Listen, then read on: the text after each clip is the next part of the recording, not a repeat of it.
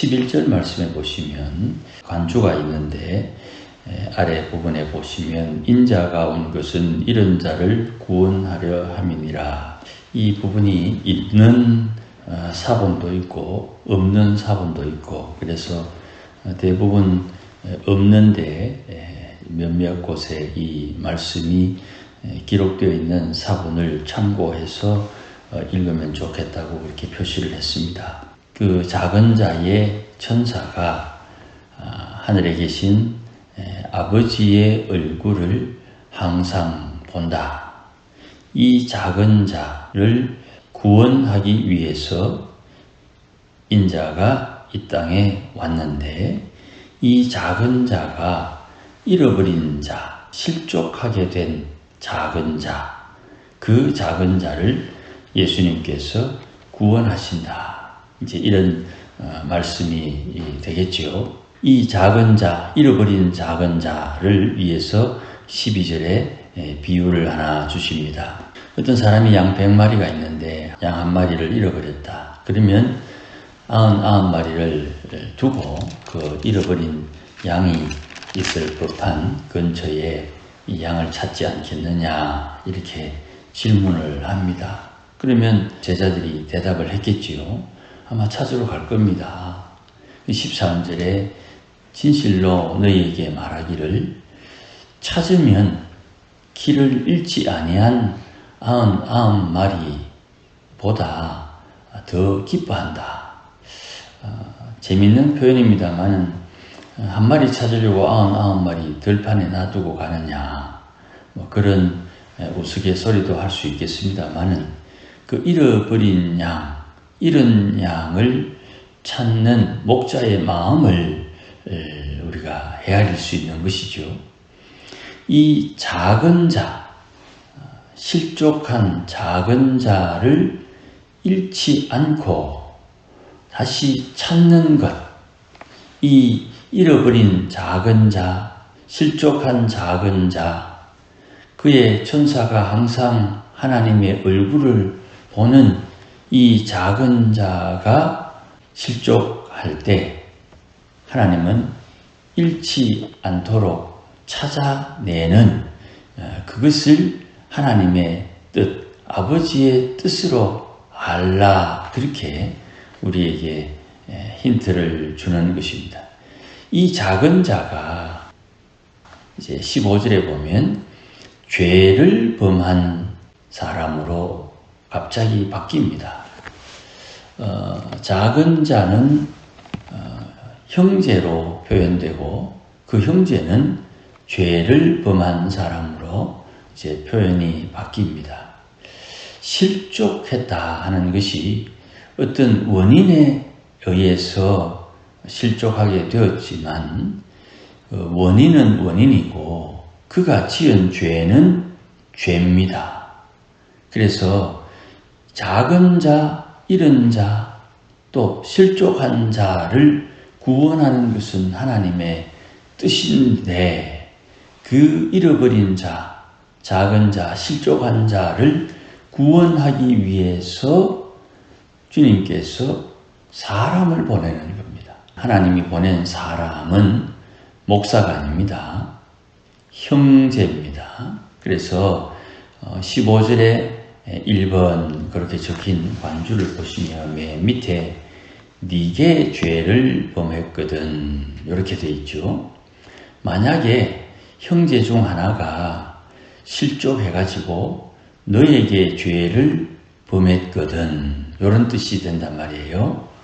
그러면 주님께서 작은 자 하나라도 잃지 않고 구원하는 것이 아버지의 뜻이라고 알려주셨으니 네 주변에 지금 예수님의 말씀을 듣고 있는 제자, 또 이 성경을 읽고 있는 우리, 너희 주변에 너희에게 죄를 범한 사람이 있거든, 범한 예수 믿는 형제가 있거든, 갈로 열고 그가 혹 누군가에 의해서 실족해서 죄를 범한 작은 자가 있거든, 너는 가서 너와 그 사람과만 상대하여 권고하라.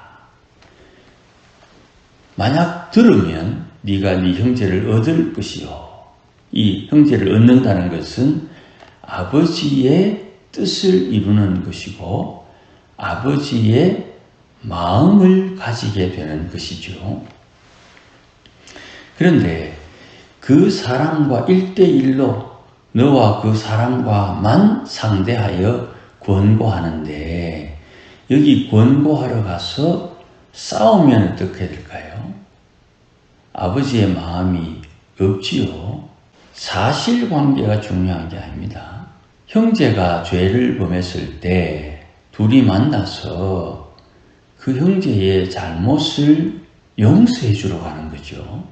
그런데 사과를 안 하려고 하면 나는 용서해 주러 갔는데 사과를 안 하려고 하면 16절에 듣지 않거든.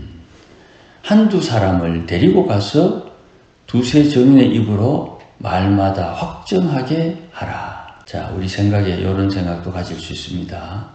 두 사람 사이에 내가 왜 끼어드노? 둘이 알아서 처리해야지. 내가 이 사람 편들려고 하니 저 사람이 면바치고 저 사람 편들려고 하니 이 사람이 면바치고 내가 왜 이렇게 어중간한 애매한 일을 당하려고 이 사람을 따라가야 되노? 이런 생각도 할 수 있겠죠. 형제이기 때문에 그런 겁니다. 형제. 어제도 말씀드린 것처럼 나와 너 사이에 하나님이 있어야 됩니다. 나와 너 사이에 하나님이 없으면 생각 안 하고 막 말하는 거예요. 앞뒤도 안 따지고 막 말하는 거예요. 두세 사람을 데리고 갔는데도 그의 말을 듣지 않거든. 17절에 교회에 말하고 교회에 말을 해서 교회가 권면할 때 안 들으면 분란이 나겠죠. 교회 시끄러우면 교회 안 간다 하는 사람 들어 있습니다. 어제도 말씀드린 것처럼 세상이 왜 이렇게 미쳐 돌아가나? 세상은 원래 미친 거예요. 욕심을 따라 탐심을 따라 하나님의 질서를 무시하고 자기들이 원하는 대로 살면 내가 원하는 대로 내 마음대로 살면 내 마음대로 사는 것을 불편해하는 사람이 반드시 있지요. 그러니 교회가 시끄러우면 안 된다. 고린도 교회가 한창 시끄러울 때 바울은 뭐라고 말을 하냐 하면 너희 중에 편당 이 사람들의 무리와 저 사람들의 무리가 생겨야 둘 중에 누가 하나님의 말씀에 따라 순종하는지가 드러난다. 그렇게 바울은 지적합니다. 물론 처음에는 내가 너희에게 복음을 전하러 갔지 세례주로 갔느냐, 예수파가 어디 있고 베드로파가 어디 있고 바울파가 어디 있느냐 말로 시작하지만 그 말에 불순종하는 사람들 그들에 대한 이야기를 하는 후반부에 가면 그렇게 격한 말을 바울이 하는 것을 봅니다. 그러니 형제가 죄를 범하거든 용서할 마음으로 갔는데도 사과를 하지 않거나 자기의 허물을 인정하지 않고 변명하거나 또 거부하거나 뭐 그런 사람들이 있을 수 있죠.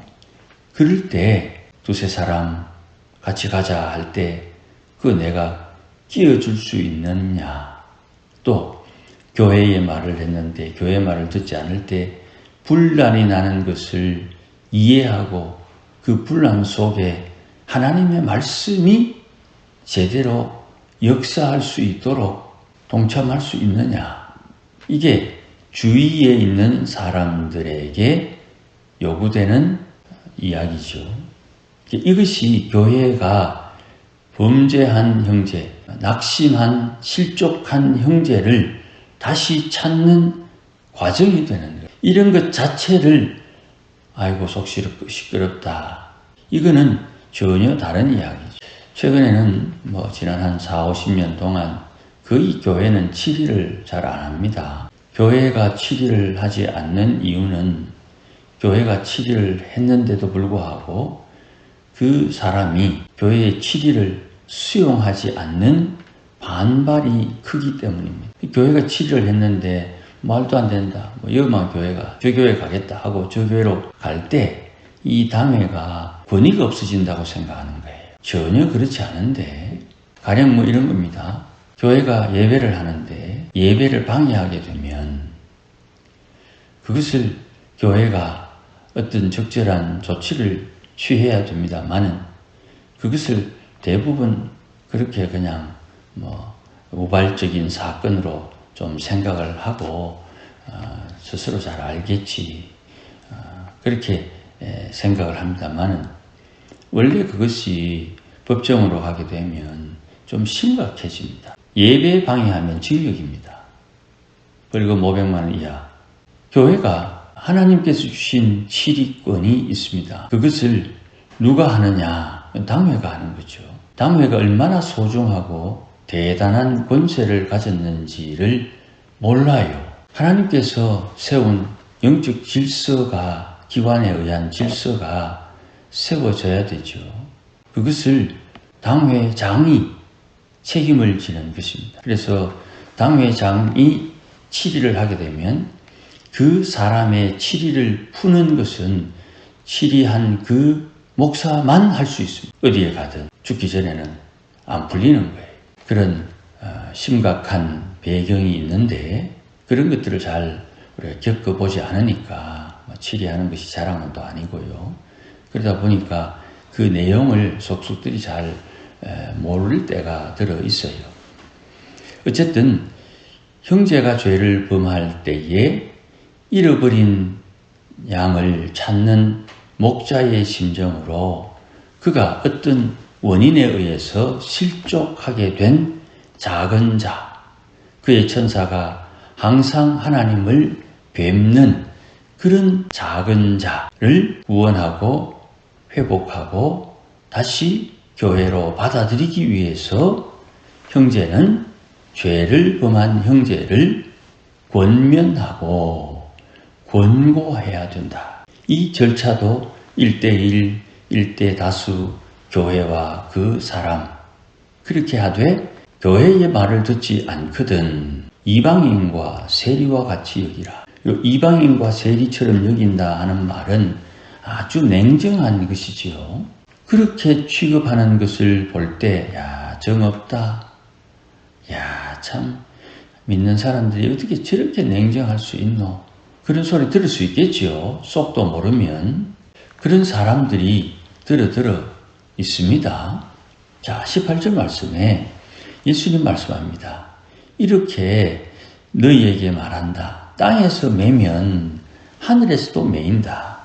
땅에서 풀면 하늘에서도 풀린다. 앞부분에 있는 이 치리와 관련된 말씀으로 이해하면 땅에서 맨다는 말은 교회에서 추방 혹은 유기, 버린다. 이 말이 될 수도 있고 또 풀면 하늘에서 풀린다 할 때 푼다는 말은 그의 죄를 용서하고 그를 받아들인다 하는 말도 될 수 있습니다. 그래서 제가 며칠 전에 이 본문 앞부분에서 한 번 더 언급할 때 각자가 어떻게 해야 되는지를 깨달아야 된다 그랬어요. 메고 푸는 것을 어떻게 해야 되는지 각자가 깨달아야 된다 그랬어요. 깨달아야 된다. 성령이 어떻게 인도하느냐에 따라 내가 맬 것은 메어야 되고 풀 것은 풀어야 되는 거예요. 감정이 아니에요. 이건 주님께서 시키신 일이에요. 우리는 이것과 저것을 때로는 구별하지 못하고 그냥 한 주머니에 돈이 들었으면 이 주머니에 있는 돈, 이게 내 주머니 거고 이것도 내 거고 뭐 이렇게 생각합니다만 그렇지 말아야 될 것이 있어요. 우리 어른들 예전에 고등부 때 어르신들 하는 내용 제 귀에 남아있는 몇 가지 있습니다. 재정을 맡으신 장로님, 교회 돈, 내 돈 절대 같은 주머니 넣으면 안 된다. 그런 이야기 저는 듣고 컸어요. 왜냐하면 이 주머니 저 주머니 달라야 된다. 교회 돈 함부로 만지면 안 된다. 교회 돈이니까 교회에서 당연히 교회를 위해서 써야지요. 교회 돈이 아깝지 않다고 생각하는 것은 그건 틀림없이 잘못됐지요.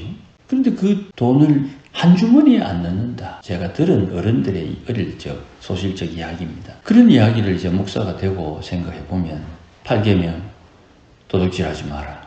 별것 아닙니다만은 교역자회 회비를 지난 1년 동안 제가 맡아서 관리를 했습니다. 회비를 넣어둔 통장, 교회 통장에 이자가 붙었습니다. 그럼 그 이자를 교역자회 회비 이자 수입으로 잡는다. 당연히 잡아야지. 그냥 실례입니다. 내 통장이니까 내 돈이다. 아니, 그 교역자 회비에 의해서 생긴 이자는 교역자 거지. 8계명.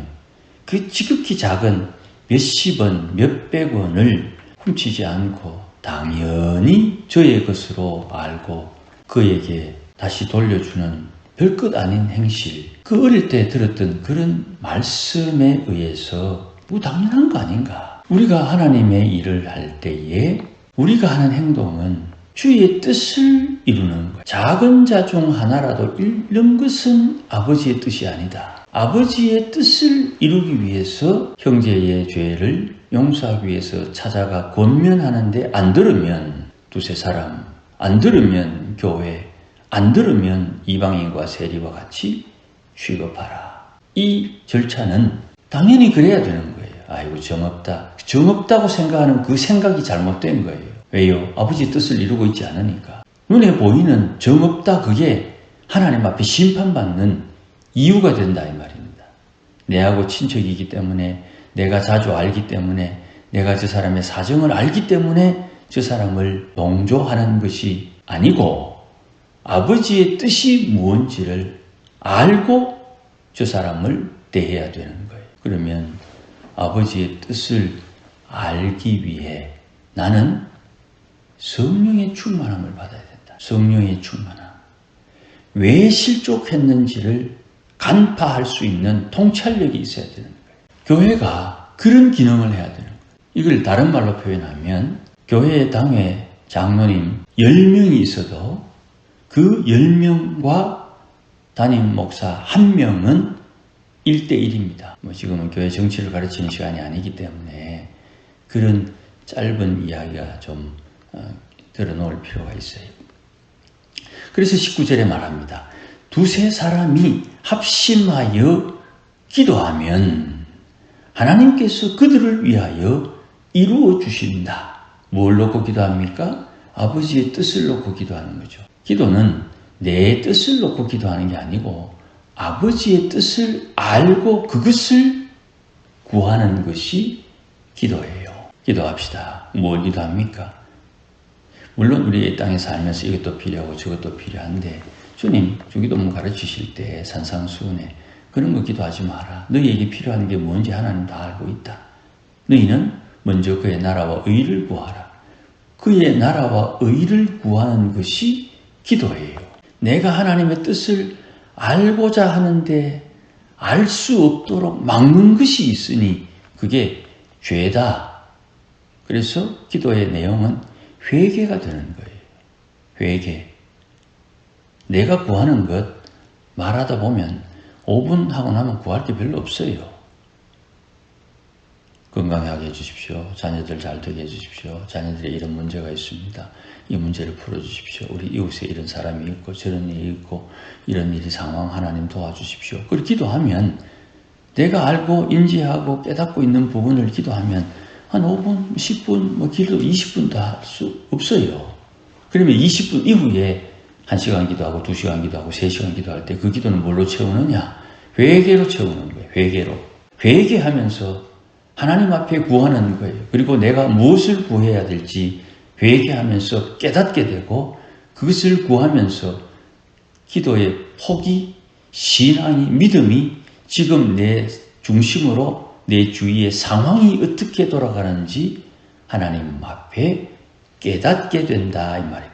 두세 사람이 모이는 곳에 주님이 계신 게 아니고 내 이름으로 두세 사람이 모인 곳에 내가 있다 그렇게 말씀합니다.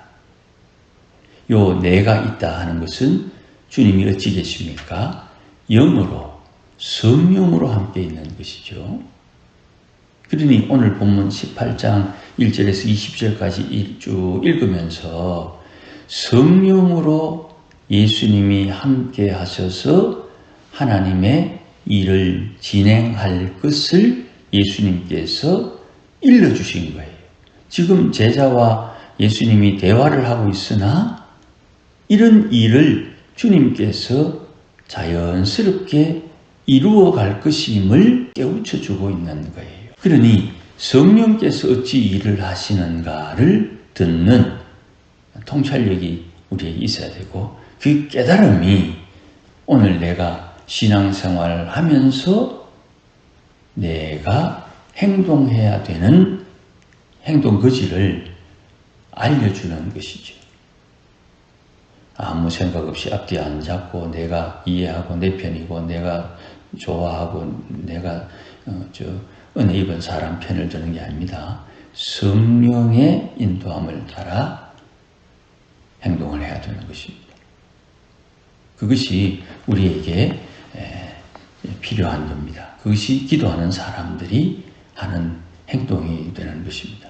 어쨌든 작은 자를 잃어버리지 않는 것이 하나님의 뜻이니까 오늘도 내가 작은 자가 되고 내 주위에 누군가가 작은 자가 되고 그 작은 자를 구원해야 되고 그 작은 자가 실족하지 않도록 조심해야 되는 것이 우리 신앙생활에 삼가야 할, 조심해야 될 내용이 되는 것입니다.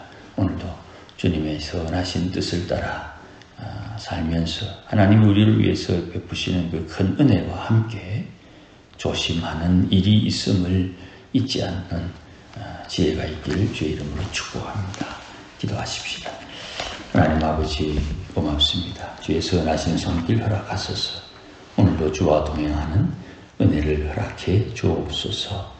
잃어버린 양을 구원하는 목자의 마음을 잘 이해하게 하시고 무언가 일이 잘 진행되지 않을 때에도 여전히 하나님의 성령의 인도함을 따르도록 역사하여 주시고 인도하여 주시며 하나님 앞에 기도함으로 하나님의 예비하신 은혜와 복을 따라 주의 일을 이루어내도록 역사하여 주옵소서. 예수님의 이름으로 기도하옵나이다.